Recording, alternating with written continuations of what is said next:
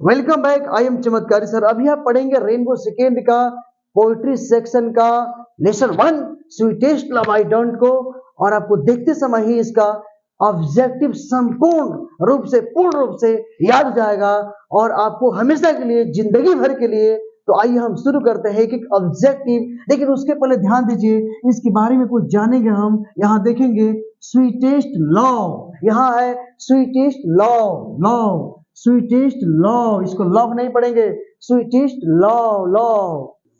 Sweetest love का मतलब होता है प्रिय, स्वीटेस्ट लव का मतलब होता है प्रिय। आप देख सकते हैं स्वीटेस्ट का मतलब होता है प्यारी प्यारी और लव का मतलब होता है प्रेम, लेकिन इसको एक बार में कहेंगे प्रिय। आई डोंट गो, मैं नहीं जाता हूं या मैं नहीं जाऊंगा। अगर भविष्य में कोई निश्चित काम हो तो उसके लिए भी प्रेजेंट इंडेफिनिट टेंस का प्रयोग किया जाता है। यहाँ कवि अपने प्रेमिका से कहते हैं कि मैं अगर आपसे दूर जाता हूं तो ये मत समझिएगा कि मैं आपसे मेरा मन भर गया है, मैं उब गया हूं और मैं आपको छोड़ के जा रहा हूं। भाई John Donne, sweetest love I don't go is composed bye John Donne 1572 1631, अर्थात 1572 में उनका जन्म हुआ था और 1621 में मर गए। John Donne was born in 1572 and died in 1631, अर्थात 1572 में उनका जन्म हुआ था और 1621 में मर गए।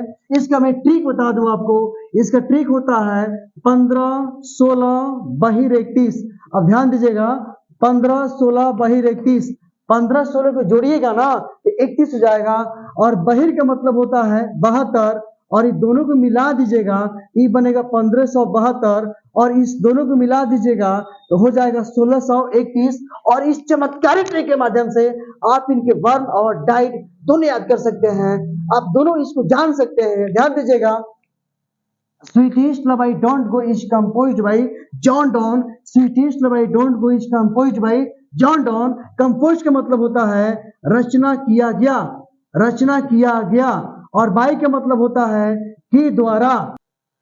कंपोज का मतलब होता है रचना किया गया, बाय का मतलब होता है के द्वारा, और इस का मतलब होता है जॉन डॉन के द्वारा रचना किया गया है sweetest love I don't go का, sweetest love I don't go का। अब ध्यान दीजिएगा एग्जाम में यदि क्वेश्चन आता है sweetest love I don't go is composed by dot dot dot, तो आप ऑप्शन क्या चुनिएगा? John Donne. आप ऑप्शन क्या चुनिएगा? John don. अगर ई में हो तभी जॉन डॉन, बी में हो तभी जॉन डॉन। आपको ढूंढ लेना है कि sweetest love I don't go का कंपोज किसने किया है, तो किसी ऑप्शन में है उसको टिक दीजिएगा, उसको फिल कर दीजिएगा। नेक्स्ट देखते हैं ऑब्जेक्टिव नंबर 2 को। He was the pioneer of a new kind of lyrical and satirical verse called metaphysical. आप इसको ध्यान दीजिए, पायनियर का मतलब होता है मार्गदर्शक, पायनियर का मतलब होता है मार्गदर्शक, लिरिकल का मतलब होता है गीतात्मक, लिरिकल का मतलब होता है गीतात्मक, सैटिरिकल का मतलब होता है उपहासात्मक, उपहासात्मक। ध्यान दीजिएगा उपहास का मतलब होता है हंसी मजाक, किसी को मजाक उड़ाना, किसी का खिल्ली उड़ाना, और वर्ष का मतलब होता है कविता, वर्ष का मतलब होता है कविता, और मेटाफिजिकल का मतलब होता है अभौतिक, मेटाफिजिकल का मतलब होता है अभौतिक। अब इसको फिर से सजाते हैं। He was the pioneer of a new kind of lyrical and satirical works called metaphysical, अर्थात जॉन डॉन, यहाँ ही का प्रयोग हुआ है जॉन डॉन के लिए, यहाँ ही जॉन डॉन को बताता है। ही मतलब कौन? तो जॉन डॉन, अर्थात जॉन डॉन सैटिरिकल वर्स अर्थात उपहासात्मक कविता, लिरिकल अर्थात गीतात्मक, हम दोनों मिला के कह सकते हैं कि जॉन डॉन उपहासात्मक कविता और गीतात्मक कविता के न्यू काइंड ऑफ नए प्रकार के पायनियर हैं अर्थात मार्गदर्शक हैं। तो हम कह सकते हैं कि जॉन डॉन, ही का मतलब जॉन डॉन, जॉन डॉन उपहासात्मक कविता और गीतात्मक कविता के नए प्रकार के मार्गदर्शक हैं अर्थात पायनियर है। अगर एग्जाम में क्वेश्चन ऐसे आता है ही वाज अर्थात John Donne was the dot dot of a new kind of lyrical and satirical verse, तब वहां फिर करेंगे पायनियर, और इसलिए कल इनको मेटाफिजिकल कहा जाता है अर्थात अभौतिक कवि के नाम से भी जाना जाता है। अर्थात क्वेश्चन आता है आपको he was the pioneer of a new kind of lyrical and satirical physical, vertical, dot dot, आप वहां फिल करेंगे मेटाफिजिकल। और भौतिक कभी आपको मेरे वीडियो को देखते रहना है और देखते समय ही याद कराएंगे, आप एग्जाम में बना के ही आएंगे। तो आइए शुरू करते हैं ऑब्जेक्टिव नंबर 3। आइए अब देखते हैं ऑब्जेक्टिव नंबर 3 और आपको देखते समय ही याद हो जाएगा। Donne was forced to leave Oxford university without a degree because of his religion. ध्यान दीजिएगा, Donne was forced to leave Oxford university without a degree because of his religion. ध्यान दीजिएगा, मैंने इसको लीव क्यों पढ़ा, इसका प्रोनाउंसिएशन लीव होता है। इसको लीव ना पढ़ें, इसको लीव ना पढ़ें, इसको लीव ना पढ़ें, इसको लीव ना पढ़ें, लीव अर्थात छोड़ना। इसको लीव, लीव का मतलब ऐसा होता है, इसको लीव पढ़ते हैं, लीव माने होता है रहना। और इसको लाइव ही पढ़ते हैं, लाइव का मतलब होता है किसी को प्रसारण देखते हैं या यूट्यूब का लाइव क्लास देखते हैं या फेसबुक लाइव देखते हैं। इसको LIVE को हम लीव भी पढ़ते हैं, LIVE को हम लाइव भी पढ़ते हैं, लेकिन LEAVE को हम लीव पढ़ते हैं। लीव, जोर से थोड़ा ज्यादा बोलेंगे ना, लीव अर्थात छोड़ना। अर्थात Donne was forced to leave Oxford university without a degree because his religion. John Donne के धर्म के कारण उनको फोर्स किया गया ऑक्सफोर्ड यूनिवर्सिटी को छोड़ने के लिए, विदाउट डिग्री, बिना डिग्री का, बिना डिग्री लिए हुए। तो आप देख सकते हैं यदि एग्जाम में क्वेश्चन आता है Donne was dot dot dot dot to leave Oxford university without degree because of his religion, तब वहां फिल करेंगे फोर्सेड। आप वहां फिल करेंगे फोर्स्ड, या फोर्सेड भी बोल सकते हैं, फोर्स्ड को फिल करेंगे। Next, Donne was forced to leave Oxford university without dot dot, तो आप वहां फिल करेंगे डिग्री, या यहां तक रहेगा बिकॉज ऑफ हिज, तो वहां फिल करेंगे रिलीजन। तो आप ध्यान दीजिएगा, Donne was forced to leave Oxford university without a degree because of his religion. ध्यान दीजिएगा, अर्थात जॉन डॉन को उनके धर्म के कारण ऑक्सफोर्ड यूनिवर्सिटी में बिना डिग्री लिए हुए ही फोर्स किया गया कि आप कॉलेज को छोड़ दीजिए, ऑक्सफोर्ड यूनिवर्सिटी को छोड़ दीजिए। नेक्स्ट, ऑब्जेक्टिव नंबर 4 को देखिए, ये भी याद होने वाला है। ही स्टडीड, ध्यान दीजिएगा, ही स्टडीड लॉ, स्टडीड माने अध्ययन किए थे, लॉ माने कानून का, रीड माने पढ़े थे, थियोलॉजी इसको पढ़ेंगे थियोलॉजी। ध्यान दीजिएगा, थियोलॉजी, थियोलॉजी का मतलब होता है धर्मशास्त्र, थियोलॉजी का मतलब होता है धर्मशास्त्र। ध्यान दीजिएगा, या वेदांत भी बोलते हैं इसे। He studied law and read theology. यदि आपके एग्जाम में आता है John Donne studied dot dot, तो वहां फिल करेंगे लॉ एंड, ये एग्जाम में आता है John Donne studied law and read dot dot, तो वहां फिल करेंगे थियोलॉजी, वहां फिल करेंगे थियोलॉजी। अर्थात स्टडीड रहेगा तो लॉ एंड रीड रहेगा तो थियोलॉजी, स्टडीड रहेगा तो लॉ एंड रीड रहेगा तो थियोलॉजी। ध्यान दीजिएगा। नेक्स्ट, 5 नंबर ऑब्जेक्टिव को देखते हैं और ये भी आपको याद होने वाला है। ही also participated in 2 novel expeditions and became secretary. ध्यान दीजिएगा, he also participated in 2 naval expeditions and became secretary। वह 2 नवल अभियानों में भाग भी लिए थे। यह नवल का एडजेक्टिव होता है नौसेना, नौसेना। आप यहाँ नवल अभियान भी बोल सकते हैं, नौसेना अभियानों में बोल सकते हैं, नौसेना अभियानों, क्योंकि एन कैपिटल से लिखा हुआ है, अर्थात यहाँ इंडिकेट कर रहा है प्रॉपर नाउन को। तो आप ध्यान दीजिएगा, he also participated in 2 naval expeditions and became secretary। अर्थात वह 2 नवल अभियानों में या वे 2 नौसेना अभियानों में भी पार्टिसिपेटेड अर्थात भाग लिए थे, एंड बीकेम सेक्रेटरी, और उसका सचिव चुने गए थे। एंड बीकेम सेक्रेटरी, वह उनका सचिव चुने गए थे। फिर से देखिएगा, ही also participated in 2 Naval expeditions and Beckham secretary, अर्थात वे 2 नवल अभियानों में या वे 2 नौसेना अभियानों में भाग लिए थे और उसका सेक्रेटरी चुने गए थे, अर्थात सचिव चुने गए थे, सचिव चुने गए थे। यदि एग्जाम में क्वेश्चन आता है John Donne also participated in dot dot, तो आप वहां फिल करेंगे 2 नवल एक्सपीडिशंस, आप वहां फिल करेंगे 2 नवल एक्सपीडिशंस। अगर एक्सपीडिशंस रहता है तो आप वहां फिल करेंगे 2 नवल, आप वहां फिल करेंगे 2 Naval. And Beckham dot dot रहता है तो आप वहां फिल करेंगे सेक्रेटरी, आप वहां फिल करेंगे सेक्रेटरी, अर्थात वह सेक्रेटरी चुने गए थे। कौन? John Donne. और सेक्रेटरी का मतलब होता है सचिव। देखते हैं आप 6 नंबर ऑब्जेक्टिव, और ये भी देखते समय ही आपको याद होने वाला है। तो आइए शुरू करते हैं। He was briefly sent to prison for secretly marrying his patron's nice. यहाँ फिर से देखते हैं, आप फिर को बार बार बताएंगे। ब्रीफली का मतलब होता है कुछ समय के लिए, ब्रीफली का मतलब होता है कुछ समय के लिए। ही वाज, और यहाँ ही जॉन डॉन को बता रहा है, अर्थात John Donne was briefly sent, John Donne was briefly sent, John Donne was briefly sent, अर्थात जॉन डॉन को भेज दिया गया कुछ समय के लिए टू प्रिजन। प्रिजन का मतलब कारागार होता है, अर्थात उनको कारागार जेल भेज दिया गया फॉर सीक्रेटली, माने गुप्त रूप से, मैरिंग शादी कर रहे थे, हिज पेट्रोन्स नाइस, अपने ही संरक्षक के भतीजी से चुपके से शादी कर रहे थे, संरक्षक की भतीजी से चुपके से शादी कर रहे थे।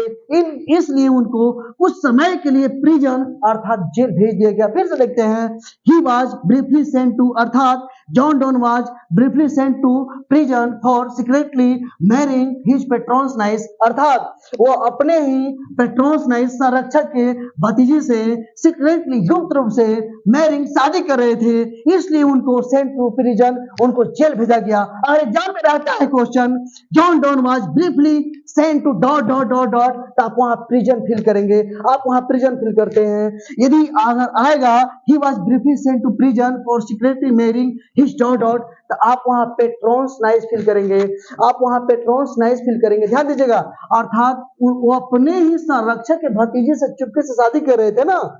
He was briefly sent to prison, इसलिए उनको जेल भेज दिया गया, और अभी कुछ समय के लिए। अब देखेंगे 7 नंबर का ऑब्जेक्टिव, ये भी देखते समय याद आने वाला है। तो आइए शुरू करते हैं। ऑब्जेक्टिव नंबर 7 काफी इंपोर्टेंट है। इन 1615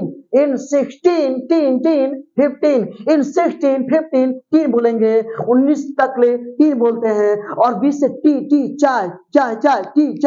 देखिए टी बोलते हैं। 1615 at the age of 42, in 1615 at the age of 42, अर्थात 42 वर्ष की उम्र में 1615 में डॉन एक्सेप्टेड ऑर्डिनेशन। ऑर्डिनेशन का मतलब होता है दीक्षा, ऑर्डिनेशन का मतलब होता है दीक्षा। Donne accepted ordination in Anglican Church and soon became one of the greatest preachers of his time. आप फिर से देखिए इसको, in 1615 at the age of 42 Don accepted ordination in Anglican Church and soon became one of the greatest preachers of his time. अर्थात यहाँ देख सकते हैं आप, ऑर्डिनेशन का मतलब होता है दीक्षा, अर्थात 1615 में 42 वर्ष की उम्र में जॉन डॉ ने एक्सेप्ट, मैंने आप स्वीकार कर लिया, अपना लिया एंग्लिकन चर्च में दीक्षा को।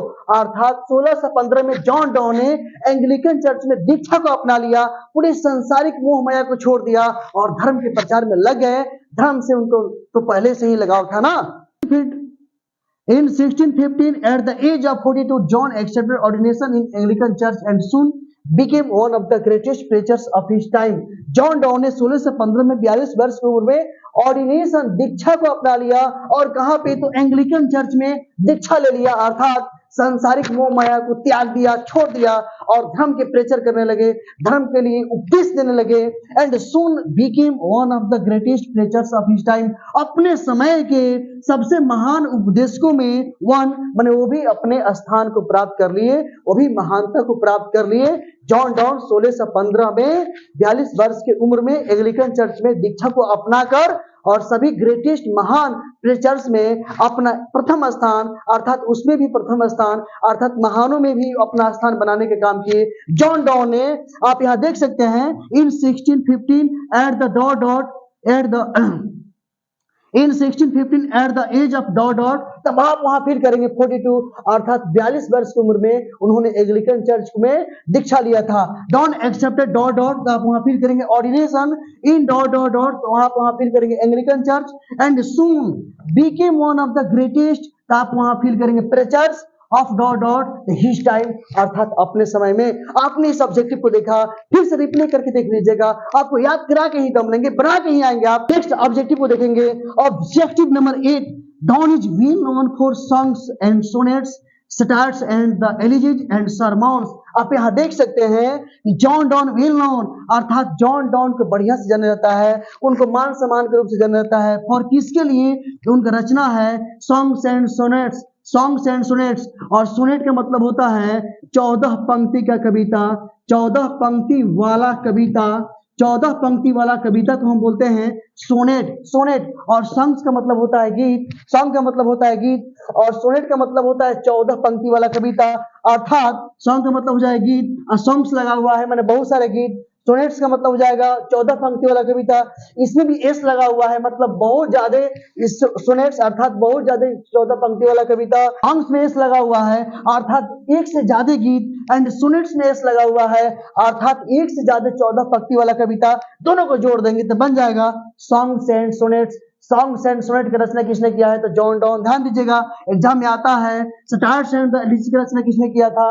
तो जॉन डॉन। सटायर्स का मतलब होता है यहाँ पे व्यंग या हास्य, व्यंग या हास्य, और एलिजीज का मतलब होता है शोक गीत, शोक गीत। एलिजीज का मतलब होता है शोक गीत, सटायर्स का मतलब होता है हास्य, हास्य व्यंग, एंड एलिजीज का मतलब होता है शोक गीत अर्थात जो व्यंग वाला हो, अर्थात जो शोक गीत वाला हो।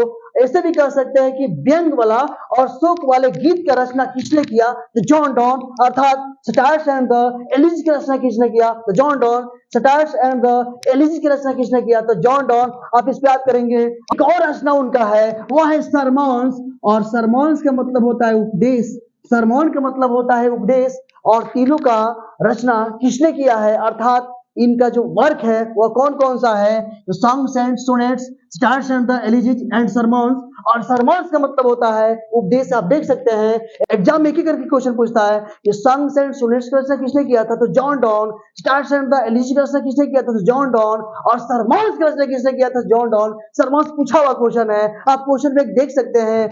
Dawn is well known for songs and sonnets, stars and the elegies and sermons। अर्थात सॉन्ग का मतलब गीत होता है, सोनेट का मतलब होता है 14 पंक्ति का कविता, अर्थात ऐसे कविता जो 14 लाइंस में हो, 14 लाइंस में हो उस कविता को सोनेट बोलते हैं। Stars and the elegies, star का मतलब होता है हास्य, एलिजीज का मतलब होता है शोक गीत रचना। तो हम कह सकते हैं songs and sonnets, stars and the elegies and sermons का रचना किसने किया है? तो जॉन डॉन। ऐसे भी कह सकते हैं कि John Donne is known for his dot dot क्या भराएगा?